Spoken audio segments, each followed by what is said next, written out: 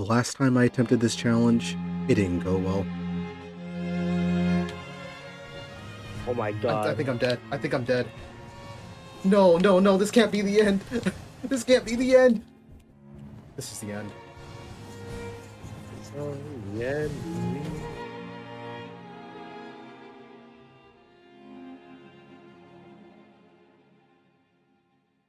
I was a coward back then, and I ran from the challenge. But that was the Caleb from 2 years ago. Caleb that didn't have the resolve to see something through. A Caleb who couldn't beat a simple challenge. A Caleb who didn't have the skill to achieve his dreams.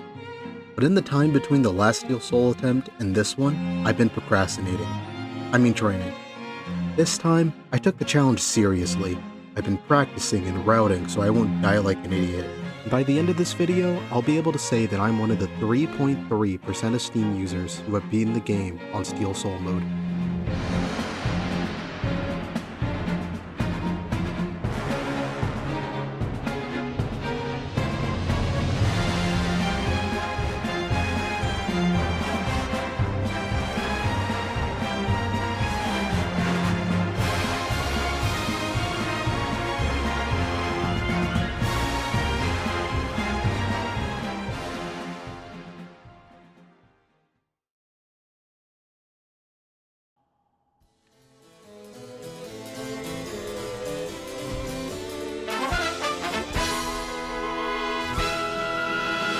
At the beginning of the game, you start off with no dash, no wall climb, and no double jump. Oh, hell no, man. What the fuck? The game starts off pretty linear, but once you beat the Mantis Lords, it will start to branch out a little bit. So I went straight for the first boss, easy clap. Pick it up. Pick it up.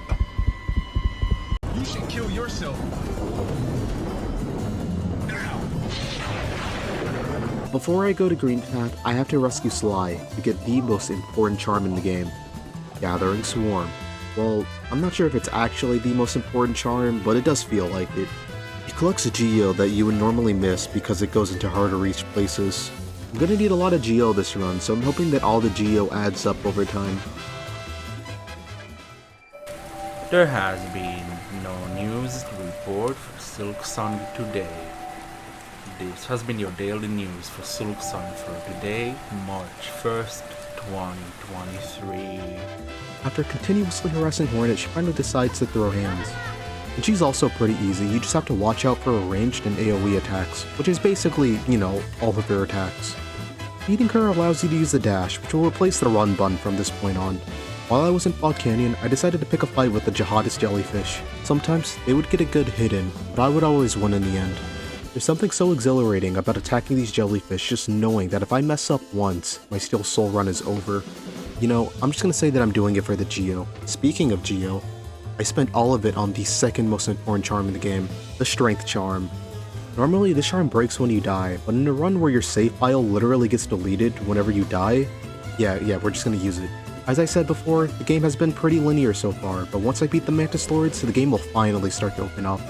After killing Mantis after Mantis and Baby Mantis after Baby Mantis, I finally got to the Mantis Claw, which allows me to wall climb. When I first played through Hollow Knight, the Mantis Lords gave me trouble, but I feel like once you learn their attack patterns, they're pretty easy. Just hit them as they dash towards you and don't get greedy. If you're low on health, just wait until they do a projectile attack to heal. If it starts from the top, then go to the center stage and start healing. Now we finally get a choice to choose where we want to go next. I could either go to Deepness, a place filled with pitfalls and spiders that do 2 basket damage, and worst of all, these annoying bugs that attack you from underground, or I can go to the City of Tears. So yeah, I chose the City of Tears. I can upgrade my nail there. The first upgrade only requires Geo, but the next ones will require Pale Ore and Geo.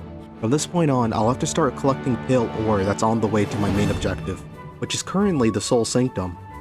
In the Soul Sanctum, I have to fight some anti-vax kids and get revenge on the enemies that ended my first Hollow Knight Steel Soul run. I remember when I first played through Hollow Knight, this Soul guy was a huge wall for me.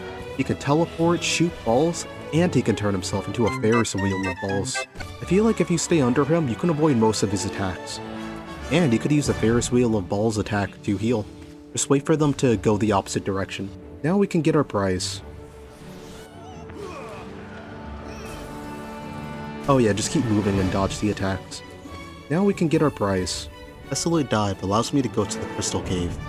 But I didn't go there yet. Instead, I went to the sewers. This place gives me the heebie-jeebies, and it's only because of the flukes. I don't like the sewers, but it sure does beat Deep Nest. Anyway, now it's time to fight the Dung Defender. When I fight him, I like to get a good few hits in, and then walk away when he throws his poop balls. After you beat him, you can hit this switch, and it lowers the water level, which grants access to Isthmus Tier.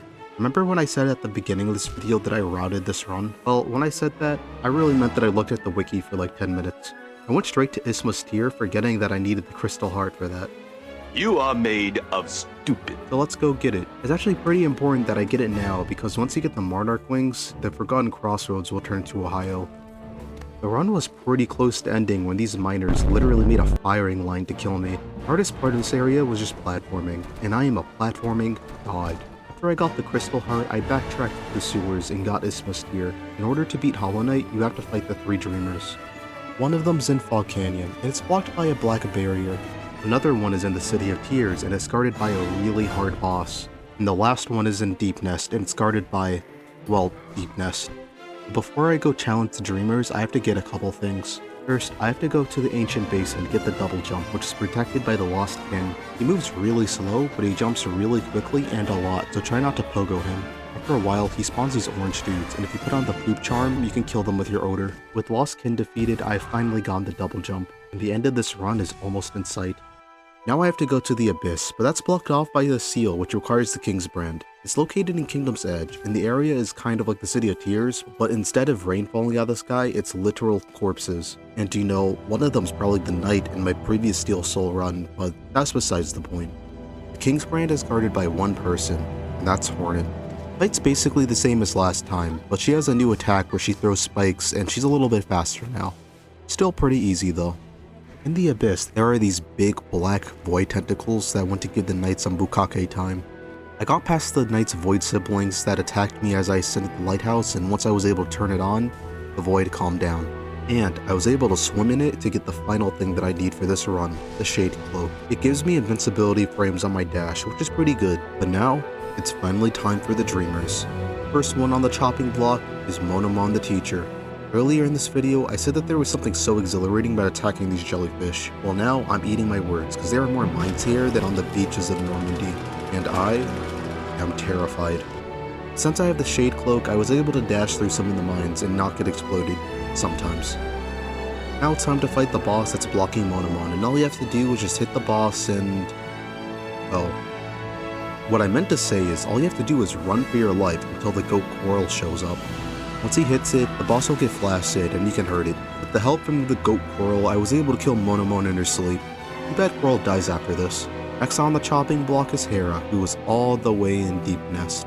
This place is a literal maze, and I got so lost that I accidentally fought a boss that I had no intention on fighting. At least I got a pale ore out of it. You know, I had a sub goal for this run that I didn't mention, and that was to beat it under 5 hours. Spoilers, I failed by 13 minutes, and it's all because I got lost in Deep Nest and the Beast Den, which is where the Dreamer is sleeping. Once I found them though, there was no boss, just some cold-blooded murder. 2 down, 1 to go. The last Dreamer is in the City of Tears. Boss is really hard, but you can make it easier by dropping the chandelier onto them. These guys are kinda like the Abyss Watchers in Dark Souls 3, but instead of killing each other, they just want to kill you. To prevent a gank, I killed a Watcher Knight before the other one got a chance to spawn, so the fight would always be a 1v1. At this point, I had a level 3 nail and a fragile strength charm, which means my melee hits are stronger than a fully upgraded nail. With the last Dreamer defeated, I could finally fight the Hollow Knight, finishing the Steel Soul run. As much as I want to hype this up, it's pretty hard to. I mean, just look at him. He moves really slow and is all infected. He's clearly not in his prime. This fight is meant to lead into the real final boss, the Radiants. Because I'm just trying to complete this run, I'm not going to fight them. Instead, I just killed the Hollow Knight and took his place. But I want this Hollow Knight Steel Soul series to become a trilogy, so the next one I make will be the last. Or I guess the next video will be the last one. In my original Steel Soul video, I wanted to get the Steel Heart achievement, which is where you have to beat the Radiants in Steel Soul mode. I feel like until then, my Steel Soul redemption will never be complete. I'm not sure if this video is going to get any new viewers, but if you made it this far, subscribe, and stick around for the final Hollow Knight Steel Soul run.